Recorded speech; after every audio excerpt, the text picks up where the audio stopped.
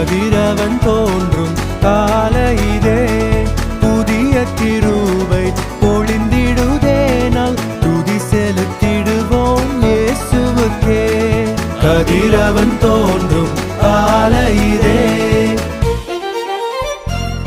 கடந்த நாட்களில் கண்மணி போல் கருத்துடன் நம்மை காத்தாரே. கடந்த நாட்களில் கண்மணி போல் கருத்துடன் நம்மை காத்தாரே.